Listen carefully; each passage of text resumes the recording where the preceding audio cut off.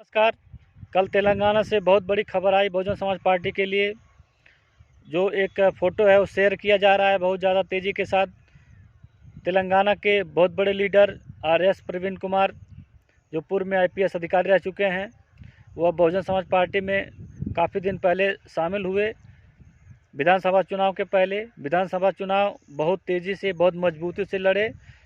हालांकि vote percentage काफ़ी बढ़िया रहा बहुजन समाज पार्टी का। सीटें भले नहीं आई, सोशल मीडिया से ऐसा लग रहा था कि बहुत ही बढ़िया सीटें आने वाली हैं, कम से कम डबल डिजिट में तो सीटें आएंगी, लेकिन ऐसा हो नहीं पाया।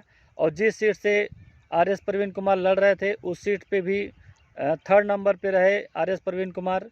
लेकिन फिर भी बहुजन समाज को आगे ले जाने के लिए, बहुजन समाज पार्टी को आगे ले जाने के लिए तत्पर हैं। रात दिन वो मेहनत कर रहे हैं। बहुजन समाज पार्टी को वोट परसेंटेज में भी फ़ायदा दिलाया उन्होंने। लेकिन कल जो है केसीआर से वो मिले। केसीआर को माना जा रहा था कि वो कुछ संविधान विरोधी गतिविधि है या उनका कोई वक्तव्य है जिसकी वजह से उन्हें संविधान विरोधी कहा जाता है। याद रखिए, कुछ दिन पहले चंद्रशेखर रावण उनसे मिलने गए थे। ऐसे में सोशल मीडिया पे चंद्रशेखर रावण को बहुत ट्रोल किया गया था कि जो व्यक्ति संविधान विरोधी है उससे आप जाकर के काहे मिल रहे हैं। हालांकि केसीआर और एआईएम दोनों मिलकर के चुनाव वहाँ पे लड़ते हैं। जो ओवैसी की पार्टी है, ओवैसी और केसीआर दोनों मिलकर के जो है चुनाव वहाँ पे लड़ते हैं। हालांकि इस बार वो जो है मेजोरिटी में नहीं आए, कांग्रेस वहाँ पे सरकार बना ली। लेकिन कल जो है जिस तरह से उन्होंने केसीआर से मिला, उससे जो है अटकलें लगाई जा रहे हैं कि मतलब किस हिसाब से वो मिलने गए थे, क्या बात थी कि मिलने गए थे। हालांकि अपने वो ट्विटर हैंडल पे कुछ उन्होंने लिखा कि जिसकी वजह से ऐसा लग रहा था कि वो गठबंधन को लेकर के वो बात करने पहुंचे हैं। तो क्या बीएसपी को गठबंधन में केसीआर और बीएसपी दोनों एक साथ और एमआईएम ओवैसी साथ आएंगे, तीनों मिलकर के लोकसभा का चुनाव लड़ेंगे वहाँ पे? पहला सवाल तो ये उठता है।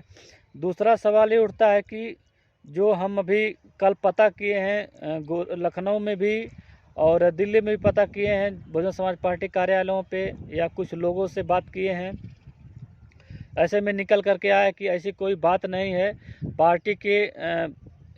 पार्टी कोई ऐसा लाइन नहीं दी है या पार्टी उनको कोई कही नहीं है कि जा कर के आप उनसे मुलाकात करिए, या पार्टी के लोगों को, पदाधिकारियों को ये पता नहीं है। तो क्या मतलब तेलंगाना में आरएस प्रवीण अपने हिसाब से बहुजन समाज पार्टी को चलाना चाहते हैं कि बहुजन समाज पार्टी को छोड़कर कहीं और जाना चाहते हैं? जिस तरह से वो मेहनत कर रहे हैं, बहुजन समाज पार्टी को आगे बढ़ाने का काम कर रहे हैं, ऐसा तो नहीं लग रहा है कि वो बहुजन समाज पार्टी को छोड़कर किसी और विचारधारा के साथ समझौता करेंगे।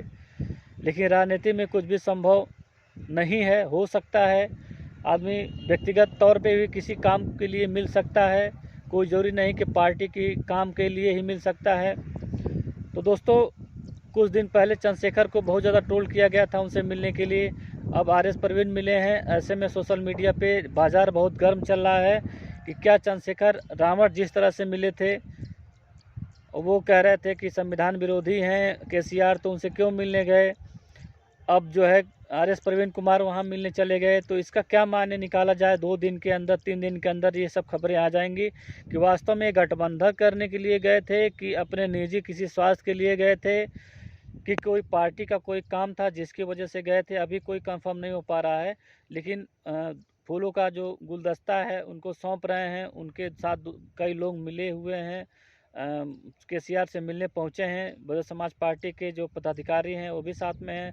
तो उम्मीद ज़्यादा बढ़ गई कि हो सकता है कि गठबंधन हो सकता है, ओवैसी और केसीआर और आरएस प्रवीण तीनों मिलकर के लोकसभा का गठबंधन करें। अगर ऐसा होता तो बहुत बड़ी खुशखबरी होगी बहुजन समाज पार्टी के लिए। और उम्मीद करते हैं कि ऐसा ही हो, कोई और खबर ना आए।